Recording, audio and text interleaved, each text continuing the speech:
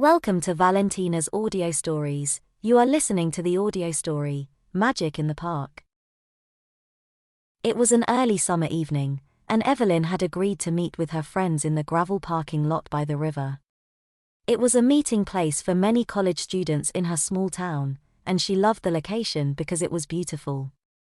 The evening air held the sweet scent of summer, and the dark sky was so magical, full of stars and a silvery crescent moon. Under the light breeze, the crickets seemed to sing louder and softer, depending on the direction of the wind. The parking lot had been used by the workers of a nearby furniture factory once, but when the factory closed down, nature took hold of it, and over the years, a small park formed, enveloping the building and turning the parking lot into an oasis of nature. On the other side of the river, the reflection of the lights from the homes glimmered over the water. Evelyn contemplated them for a little while before heading towards the only car parked in the parking lot, a blue convertible. Her friends had arrived early. They probably did not encounter much traffic at that hour. She, instead, did not live far, and reaching the meeting place was just a pleasant walk away. In fact, she could see her house on the other shore. It was the one closest to the bridge she had just crossed. In the parking lot, the car's 4 doors opened, and the sound of laughter reached Evelyn. Mary and Paul were the first to get out. They waved at her and smiled big smiles, clearly visible under the light of the only street lighting pole in the parking lot. Fred and Rosalind joined them a second later. They were all dressed up, and Evelyn wondered why. Usually, they were an informal bunch. For a moment, she felt a bit awkward dressed in her manga-decorated t-shirt, slim-fit jeans, and neon-pink running shoes. "Hey, Evelyn," everyone greeted her. "Hi," she replied. "You guys look fabulous. Where have you been?" "Oh, it's more like where we will go." Paul grinned. Rosalind asked, "Remember that art gallery you always talk about?" "What about it?" Evelyn remembered it well. She dreamed of having her paintings displayed there one day, after art school, once she would become a professional artist. It was in the city, though, an hour or so away. Fred said, "Well, my dad got us an invitation to the exclusive grand opening of a new wing this evening. The curator is there, and he wants to meet new emerging artists. We are going there." "And you are going, too," Mary added, showing Evelyn her invitation card. "Surprise!" all her friends yelled at once. For a moment, Evelyn felt stunned. She could not believe it. She loved that art gallery, and the idea of meeting the curator felt like a life-changing opportunity. Knowing someone there would make networking with them possible. "You'll have to change into something more suitable, though." Mary looked at her with a judging expression. Rosalind added, "And we will be home late, so you better not fall asleep." Paul and Fred laughed. Evelyn's enthusiasm, however, faded quickly, replaced by intense sadness. She could not go. Not because anyone at home would forbid her, but because if she were to leave for the evening, there would be no one at home for her grandmother. She was the only family Evelyn had left here. Her parents had moved abroad for work, leaving her in her hometown to finish her studies, and her grandma had not been well lately. Her friends knew this, and she regretted the fact they did not consider it when they planned the evening. If they had, she could have arranged for someone to come over and watch over her grandma while she was away. "I'm sorry, but I cannot come." She looked down at the gravel on the ground. "Why not?" Rosalind sounded heartbroken. "It's her grandma." Mary shook her head. "She is chained to her." Paul rolled his eyes. "Oh, come on. This is your future, Evelyn. Think about yourself for once." Fred just snickered. "What did I tell you?" Evelyn felt terribly embarrassed. She also felt a bit angry. "It's okay. You guys go and have a great evening. And thank you for thinking of me. I'll see you at school tomorrow, and you'll have to tell me all about it." She spoke those words even if she knew they were not heartfelt. What she wanted to say was different. It was more like, "I appreciate your gift and the surprise, but my grandma is more important." I don't care what you think. I love her very much, and I would feel awful leaving her alone when she is unwell." Paul, Fred, Mary, and Rosalind rolled their eyes, shook their heads, and left. "You're such a chicken." Evelyn frowned and wondered. Perhaps they thought her grandma was just an excuse.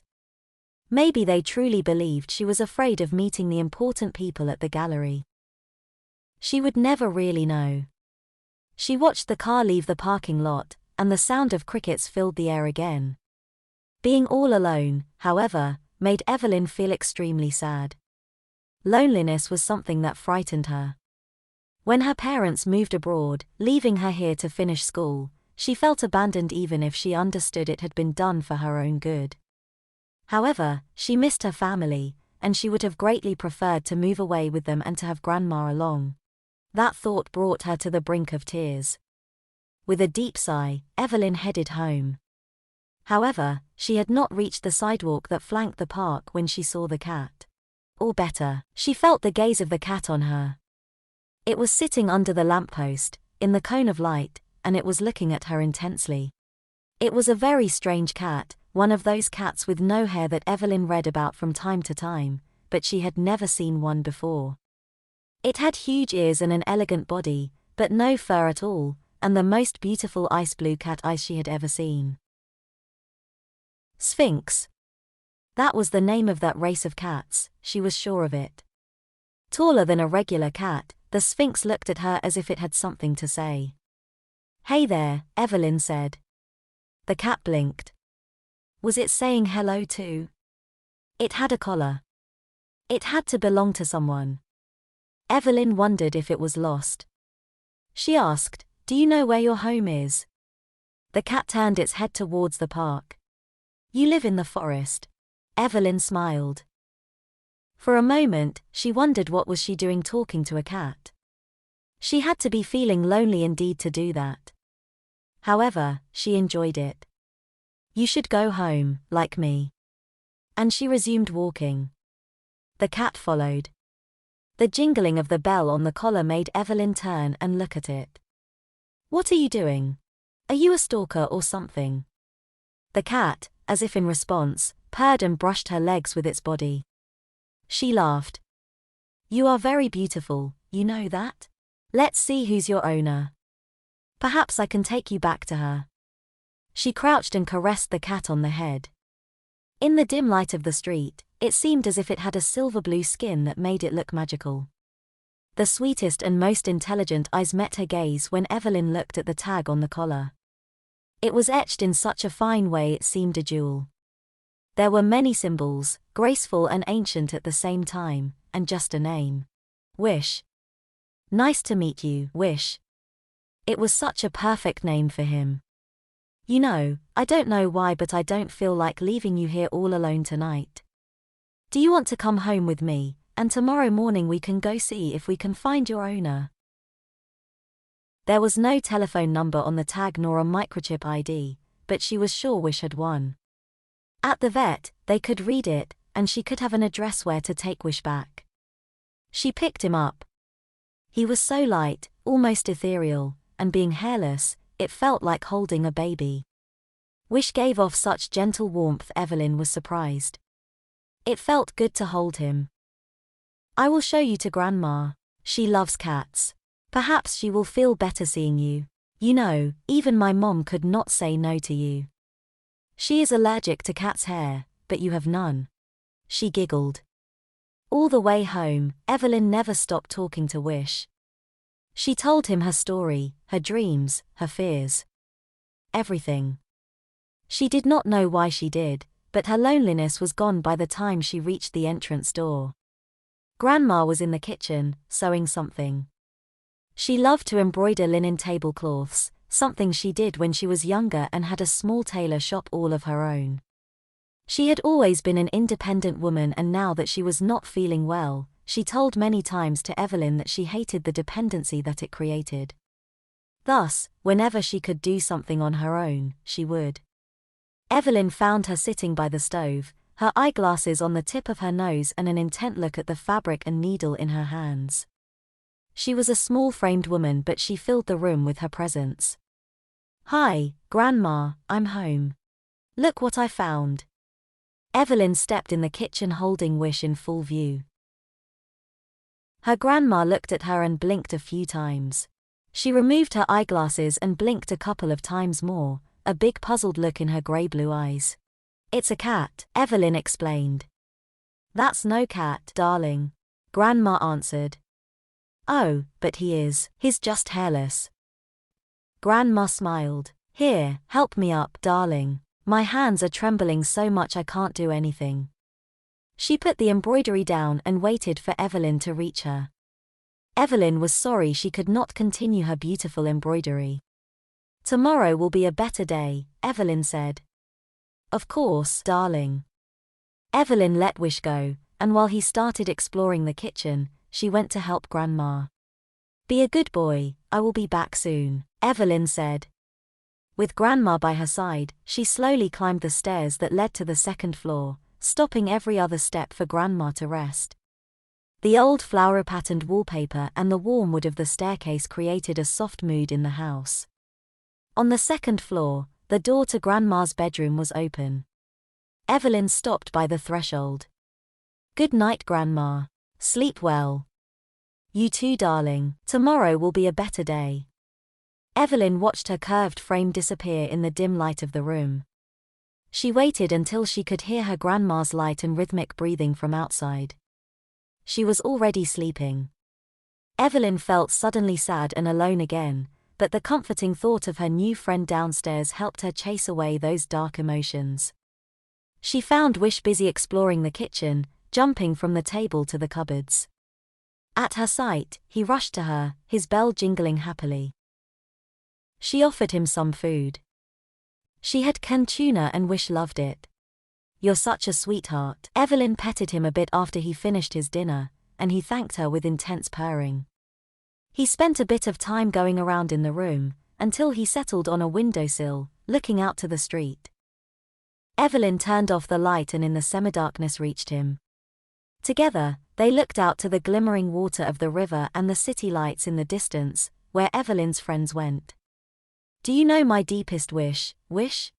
It is to have my grandma feel well again and my parents back home." He moved closer to her, as if to comfort her, and Evelyn felt he did. She caressed him. "Good night, my little friend." The jingle of Wish's bell accompanied her to her room upstairs. The morning after, Evelyn overslept. She had no idea how it could happen, but when she woke up, she could not believe her eyes. The alarm clock marked it was 10 to 9 in the morning and sunlight was inundating her bedroom. She missed school. She jumped out of bed in a panic, even if she realized it was too late to panic. She missed school, but she could not do much about it. And honestly, it was not even such a big deal. What about Wish, though? He was likely super hungry. She dressed quickly and rushed downstairs, and right into the kitchen. "Grandma, I overslept." The cat. But her breath died in her throat. In the kitchen her mom and dad were busy setting teas, donuts and freshly baked croissants on the table. Her grandma was overseeing the operation. "Mom, Dad," Evelyn screamed so loudly and with such joy she thought her heart could explode. She was hugging them an instant later. She could not believe it, but it was true. They were there. They hugged tight and it was the happiest moment in Evelyn's life. "How can it be?" she asked. "Somebody, please pinch me. I need to know I'm not dreaming." "Silly baby," her mom said. "Grandma didn't tell you we were coming." Grandma intervened. "I didn't tell her, no. See what a beautiful surprise this was." Her dad laughed. "She never likes surprises, but it looks like this one is an exception. This is so fantastic, but I don't ever want you two to go away without us again. I'm dropping school today. I'm coming with you, and Grandma too," Evelyn said. "Grandma will come with us for sure," Evelyn's mom said. "We found a good doctor, finally. She will help her. And you need a better school, so we are all leaving. Do you mind saying goodbye to your friends?" "No, not at all. But I will miss one of them." Evelyn looked around, searching for Wish. She looked everywhere, but she could not find him. Sudden anxiety overwhelmed her when she saw the window open. Where did he go? He wanted to go home, Grandma said, reaching her by the window. Those creatures live in the forests. It was a cat, Grandma, a lost cat. Evelyn tried to explain. Grandma tapped her gently on the back and smiled. That was no cat, darling. Evelyn looked out the window, in the direction of the park. Wish. Her deepest and most beautiful wish had indeed come true. With tears in her eyes, Evelyn said, "Thank you." The jingle of a tiny bell answered from somewhere, far away. The end. We hope you enjoyed Magic in the Park. Remember to subscribe to our channel.